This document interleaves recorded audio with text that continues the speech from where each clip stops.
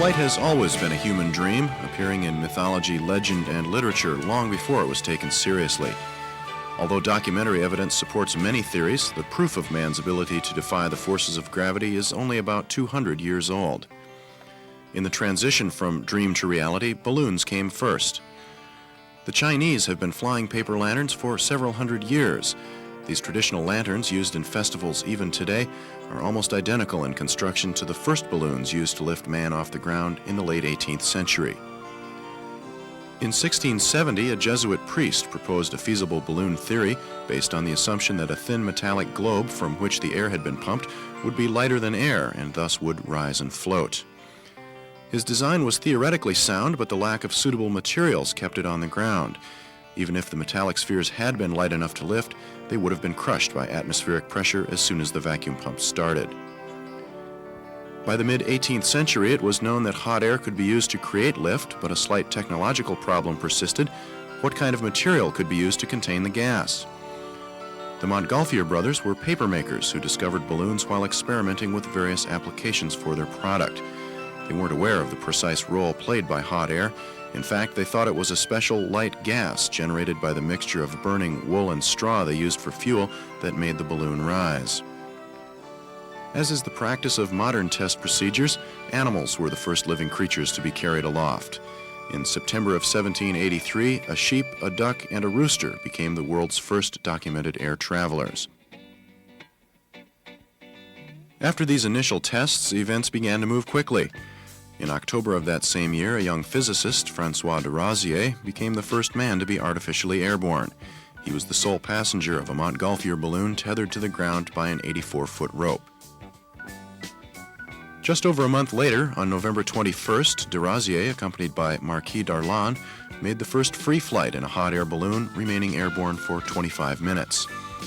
Man was finally free of his earthly bounds and took to the skies with fervent determination in balloons of all shapes and sizes.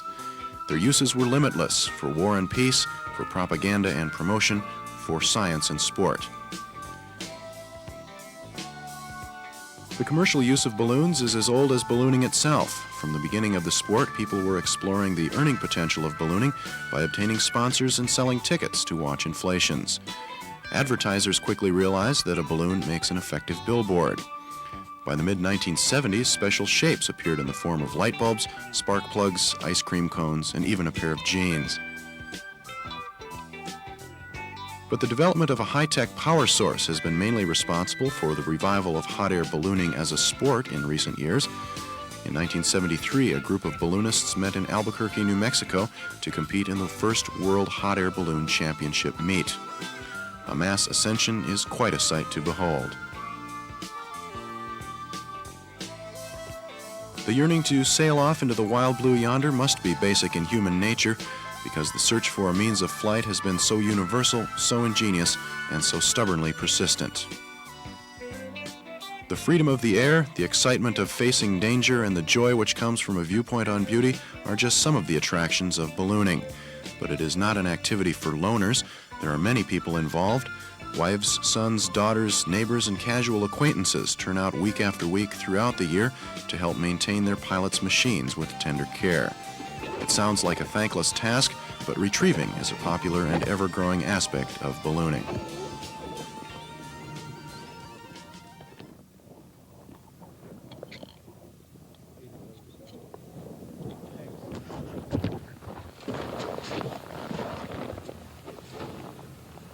I was skydiving years before I got involved with hot air balloons, and I just happened to be up here in 1967, 66, 67, when the Alaska Land thing started. Actually, it was A67 at the time, and the group decided that a balloon was going to be part of the festivities that year, and I just happened to be in the right place at the right time and interested in skydiving. And a person who came up, a fellow by the name of Bill Burry from California, to demonstrate a balloon. I had previous correspondence with him, and he felt that the person who is used to hanging under fabric, this was important to him as far as training a new balloon pilot. He felt it was easier to transition there than get a fixed wing pilot or just somebody right off the street. So as I say, I just happened to be at the right place at the right time, and it worked out that way, where I was hired to fly the balloon for Alaska Land in 1967. To fill a helium balloon, you're talking about probably in the order of a couple $1,000s per inflation, whereas here we could do it in the order of a couple dollars. It's just the price of propane, actually less than $1 to get it off the ground. So we could fly all afternoon for, perhaps $20, $30 maybe, depending on how much fuel we use. And something like helium, too, you lose it. You make one flight, and it's all gone because you can't reclaim it. And that becomes prohibitive, really, for weekend sport. That's why most balloon flights are rather extensive time-wise. They'll be perhaps a day or 2 days or 5 days if you're crossing the Atlantic.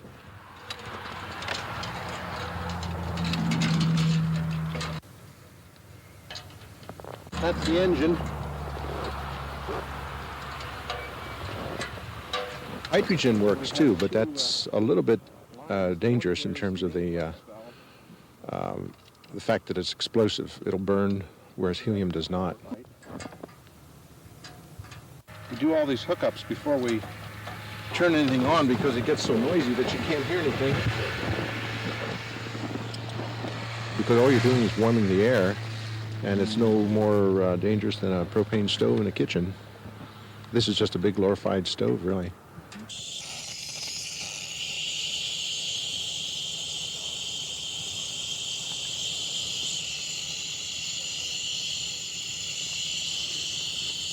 Sort of an engine run-up just to be sure everything is functioning properly.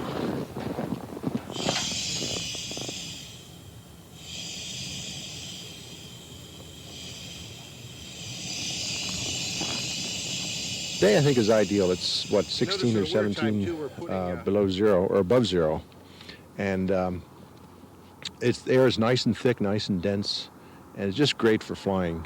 But if it gets very low, like 20 below, you start to have a problem of keeping the propane warm enough to burn properly. And at 44 below, it doesn't volatilize at all.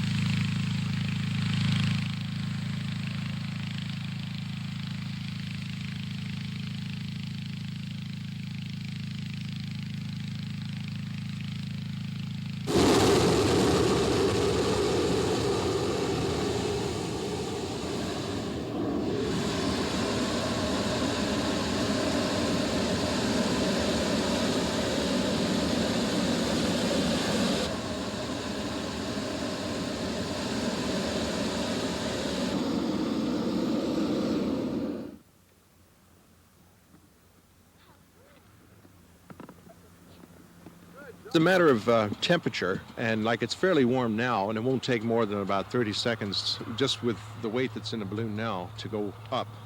And we could tell there's a thermocouple lead here too, and when it gets to be about 100 degrees warmer than the outside temperature, it's ready to fly. So I'll just hit the main valve here and we'll go.